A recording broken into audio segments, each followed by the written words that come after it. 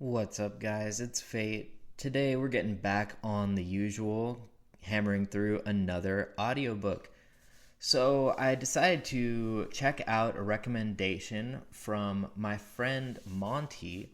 Monty Fang, thank you so much, big bro. I love Gears of War, so this is a really great book for me to finally check out. Long overdue, in fact. I probably knew almost all the info from the wiki. I actually grew up as a huge Gears of War fan and was way too fond of the lore. And I sort of lost almost all my interest after the original trilogy, but that's not what we're talking about today. This is Aspho Field's the probably most iconic, perhaps most important book in the Gears of War series. The book is by Karen Traviss. Really interesting, really cool author. From what I understand, she has literally covered wars and uses a lot of her understanding to make maritime and war tinged literature that much more interesting and engaging. The audiobook has actually been narrated twice, from my understanding. Today, we're checking out David Colacci's reading. Now, David Colacci is an actor and narrator of decades. From what I understand, he's been in plays, has done a bit of narration work for well over a decade, and he's a very accomplished gentleman. That said, I have actually quite mixed opinions about this narration. We'll get into that. I do want to start it off positive. Predictably, I think the narration was very cleaned up because David Colacci and his wife, who's also a narrator, Susan Erickson, they co-own like an in-house studio. From what I understand, Today News did an article, featured them in 2019, so that's probably all still current information. Really cool. Colacci himself has recorded hundreds of audiobooks all across the different spectrum of genres. That's really interesting stuff as well. And the narration was really polished, very professional, and consistent. I will give it all of that. Colacci does accents and voices for the various characters from the Gears of War series who are featured in this book very heavily. Characters from the games essentially star in the book. That said, he has to do some accents for some of our characters that have essentially like an Austronesian islander accent. We have a posh accent that is somewhat tinged with like a London sort of posh British accent. And then we have our various more American English sounding accents for a lot of the rest of the cast. And that was where some of my biggest complaints about the narration originated. So I talked positive about it. I mean, it is a really solid narration, but I want to get into why I didn't necessarily love it and think I owe it to this book to check out the other narration. No offense, David. I know that you know what you're doing, but his voice, David Colacci's voice, is very 2005 lawyer, law firm, TV ad voiceover. That's the energy.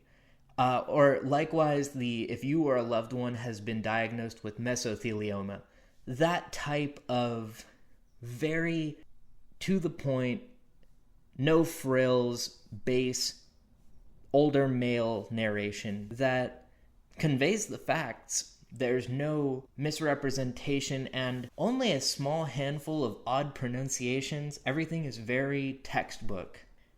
It gets the job done. That's how I felt about this narration. It absolutely gets the job done.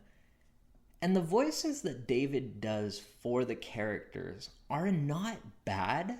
Most of them are pretty accurate, actually, to how the characters sound in our games, in the Gears of War games. There is a bit of a weird tinge to the Islander accent. Like I said, it's supposed to be something like an Aussie or New Zealand accent, but perhaps a bit reeled in. And Bernie Mataki is a major character in this book and in the series. She very much has that accent. In fact, I literally just thought it was supposed to be an Aussie accent when I played Gears of War 3 for the first time.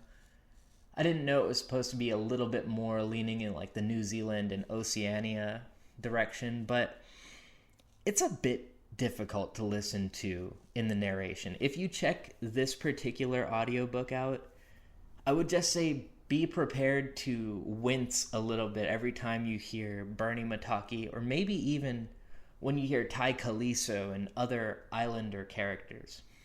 It's not a deal breaker. Didn't make me put the book down. But one thing that did almost draw me away from the book, make me not want to come back to it after a day's break. David Colacci's narration, like I said, is so textbook, so almost formal sounding, that it actually feels like it puts you to sleep at times. You know, there is a little bit of a dearth of energy in the base narration. And when there is energy, it almost feels like it comes out of nowhere and it just straight up oozes cheese. I mean, straight up just cheese ball like contrast. It's such a disparity between this very to the point, cut and dry type of rolling narration that is almost hypnotic, that when he does try to put more emphasis and emotion into the base narration that is not dialogue at all, it just kind of comes feeling like it came out of nowhere and is not necessarily my favorite. That said, David Colacci's narration at base is not bad narration. It just might be a particular flavor of narration, something that some people would across the board always prefer to other styles. I just didn't love it. Don't take it from me. Check it out for yourself. This gentleman, David Colacci, is an award-winning narrator. He has won audiophile narration awards. He has been nominated for others. We're talking about a solid gentleman in terms of the profession. But just because he is so solid doesn't mean I'm going to lie to you and say I loved every last second of it. Not here to do all that. So really trying to consider David's narration and trying to rule out the fact that I always warm up to a narrator by the end of a book. By the end of a book, we've been doing this thing together, audience to creator, for hours on end. I always warm up to them, and I almost always get over my gripes. First hour, I'm full of gripes. End of the book, I've had such a fun time, and I've been given such a gift by being given a narrated story that I often feel disinclined to be too critical. But I'm going to try to be very, very sincerely critical with this.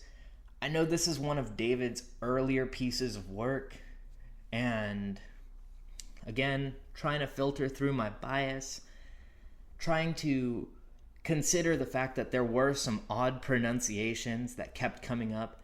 Major city in the game, pretty much the last bastion of humanity in this universe, is Jacinto. I know that Jacinto would be a very authentic pronunciation, but in this universe, we're not Earth. We're here on Sarah. So pronouncing that as Sierra, pronouncing Jacinto as Jacinto, it's a little bit of a jerk, a little bit of a jostle when you're trying to take in the production. We've got characters with accents who are a smidge painful to listen to, straight up. And then we've got that sort of hypnotic, rolling, somber type of narration that may or may not be a good contrast to this action-packed and dramatic, tense sort of situation that we have going on in the book. It's anyone's opinion. My particular take was that this was a C. I felt very strongly in giving it a C. I would absolutely not go any lower, and the highest I could personally give is a low B, but I feel really strong about a mid to high C for this one. David Colacci's narration of Aspho Fields, the first Gears of War novel by Karen Traviss. Now to flip pages and get over to the next part of this, the book itself is a ton of fun. We are covering major plot points, answering huge questions, and building mountains of backstory, justification, personality, interpersonal relationships. I almost would say that if I wanted someone to really appreciate the Gears of War books, or series rather, the whole series, this is basically required reading. This is absolutely necessary. You gotta check this out. Ideally, get through the first Gears of War game, consume this audiobook or read the book itself, and then play Gears of War 2, etc. I did not. As a kid, I didn't read almost at all, and I just played these games quite ignorant of the story and the implications and the greater themes. In a way, a lot of it was wasted on me back then. I'm just glad that I kept this series in my heart so that I could grow to appreciate it as I got older. When you get to the third game in the series, so much has gone on. So much character building should have been established and just can't, because it can't reasonably fit in the games, unfortunately, that there should be a bunch of hype moments, crazy hype moments in Gears of War 2, horrible tragedies that have been building tons of emotional investment that are getting cracked into and spoiled into the sorrowful pit of tragedy and loss and drama and intrigue and intensity. There's so much that consuming this book adds to your appreciation of this game series. It adds so much depth to characters that without this book, they're almost unlikable. You question if there is any redeeming quality for these characters, and ironically, it's almost entirely hiding within books like this. It's the classic dichotomy, if you will, of the game lore, the actual story and substance of the events, whether they're on screen or not. Game lore versus game storytelling. How good of a job, seamless and natural flowing, can the game do to storytell its own content? And as it goes with a lot of shooters, action genre games of that nature that are not what often get called story-driven or story-heavy games, the story itself can fall to the wayside.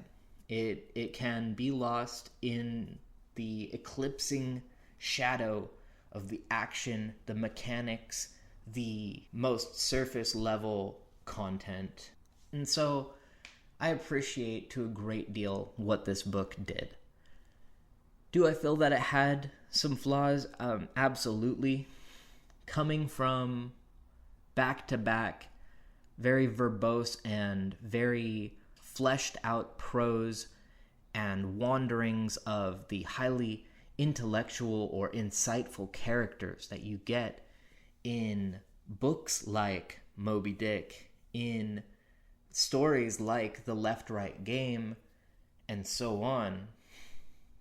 This is a very sudden change of pace, and I don't want to treat it as a flaw, but depending on your preference for literature of a certain type, you could easily see this as a flaw, that the characters are not always the most insightful.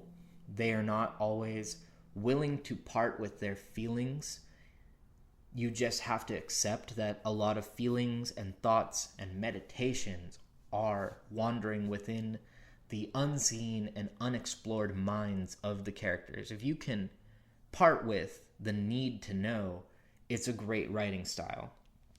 In some ways, I do think also that to be successful, this type of book has to be written to its audience, it is at least somewhat understood that the target audience of this book is going to be gamers, perhaps with a lean in the direction of young adult males or even veteran males who are interested in this story for all of its themes of camaraderie, military bonding and trauma, the decorum, the politics, all those interesting things that are tightly bound up in a war novel or a war story. This is going to have to cater to that audience. And so at times, it can feel a little bit unrefined and a little bit simplistic in explaining situations or explaining emotions and feelings and the thoughts going on in the characters' heads. But it never felt like I was reading a book for dumb people. I want to express that at the forefront, because if I were to mislead you into thinking I thought this was a dummy book, I would be insulting myself, because I did love this book quite a lot. To be crystal clear, the issues with communicating the depth and the more complex thoughts that characters are having occurs mostly in the first act or the first quarter, roughly, of the book. So, it's something really solid to check out if you grew up loving the Gears of War games, or even just kind of liking them, but didn't get all of the story bits and didn't check this book out back then. It's a great piece of fiction for a science fiction, war, and something to the effect of suspense. There are a lot of aspects to this universe, the Gears of War universe, that are in fact really fun and can universally be enjoyed. It may not be for everyone, but I'd love to hear that some of you went and checked it out. In terms of the audiobook narration, while I know that I'm the target audience for this book, being a Gears of War fan and having worked in paramilitary work for many years, it's something I can really get into and really appreciate. However, I didn't feel like the narration was 100% fitting for the target audience, while the book itself was. Therefore, feel free to check out the other narration. It is by Anya, Stroud's voice actress. That's going to be Nan McNamara. Really cool name, fun to say. So that's going to be it for today, you guys. Thank you so much. I'm going to go ahead and check out another book suggestion from another friend of mine. My friend Lumbra suggested a book to me called Hidden Talents, so who knows what we're about to get into. Thanks so much, and it was a pleasure showing this off to you guys. Take care.